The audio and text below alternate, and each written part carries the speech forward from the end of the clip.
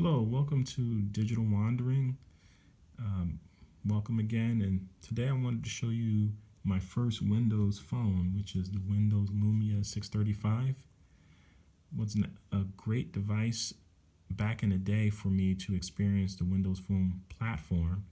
This is from 2014. And at that time, I was using a device that I've shown on this channel a few times, the iPhone 4S. I was using this as my main phone at the time. And I wanted to experience Windows Phone, so I found a budget Windows Phone. This was priced somewhere between $100 and $150 that I could use. It was sold through AT&T, and it was available through their Go plan, which is like a pay by the month. So I think I only used this for 1 month. It was my first 4G LTE phone, and very important part of my collection here. Very minimalistic, but I think attractive design.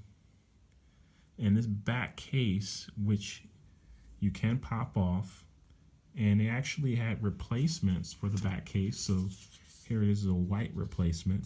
You had to purchase these separately, and I actually have three of these, but the white one is the most presentable. They were damaged in transit and require some cleaning. So I have the white. I also have one that's yellow and black. So I think the reason why I wanted to check out Windows Phone, I have a memory of reading an article that said something like 7 things my Windows Phone can do that your iPhone can't do. And that intrigued me enough to go out and get an affordable Windows Phone to try out. Now, one of the things that was very common by Windows Phone users online is that they mentioned how well Windows Phone performed on low-end hardware. It didn't require a lot of resources. That wasn't my experience with this device. This device had the same amount of RAM as the iPhone 4S that I was using, but it didn't perform as well. And a lot of things I was seeing, I interpret as memory issues. I could be wrong about that. It took a while for apps to launch, and sometimes they would crash.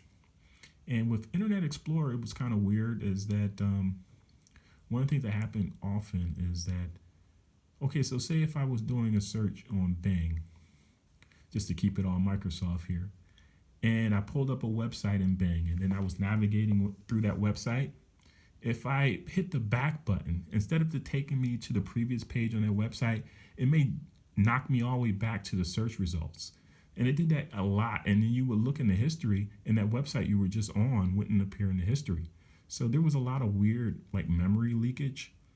And I did not have that experience when later on when I tried Windows Phone flagships. So the memory leakage I was finding was on the low end hardware. So although I think Windows Phone performed well on flagships, at least in my experience, on the low end stuff, it wasn't as great an experience as some would imply online.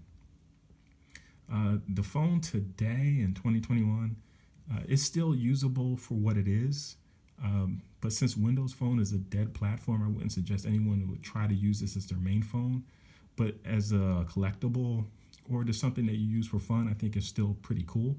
Let's just look at IE, and this is, I think, Internet Explorer 9.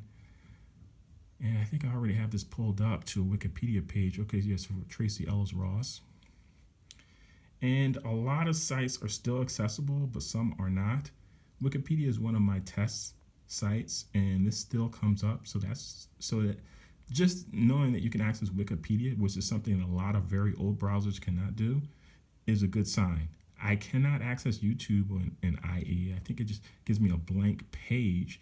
But I did find a way to access YouTube on this old device. I removed a lot of the third-party apps, especially ones that weren't working, just to conserve space, because this only has 8 gigabytes of internal storage. There is an SD card, but I removed that a long time ago. So I'm just rocking with that 8 gigabytes. But this is, I still have a few third-party apps, and one of the few I have is the UC browser, and that still is functional, and it works on YouTube. Let's see if we can pull up YouTube here. And I can't tell you the last time that this UC browser on this device was updated. So I'm really surprised that it is still operational on YouTube. And just to keep things consistent with the Wikipedia page we looked at earlier, let's see if we can pull up Tracy Ellis Ross. And one of the things that's kind of interesting here is I have to use the suggested search results. If I try to search by pressing the enter button here, it won't pull up a page. But if you use the suggestions, so it's a weird bug here. And I think it's just due to the fact that this is an old browser that hasn't been supported for some time. So it's really nice to see that it still can pull up YouTube and play YouTube. I did have a third-party YouTube app on here, but that wasn't functional any longer, so I removed it from this device. But as you see, it still plays YouTube just fine, and you can go to full screen. So on this old device, it's really cool to see that I can still view YouTube, although there's a few bugs. One bug that's here, if you can see that back button there, if I try to use it,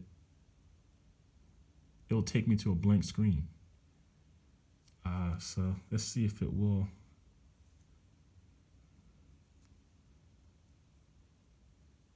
Yeah, it's just, let me hit the back button again.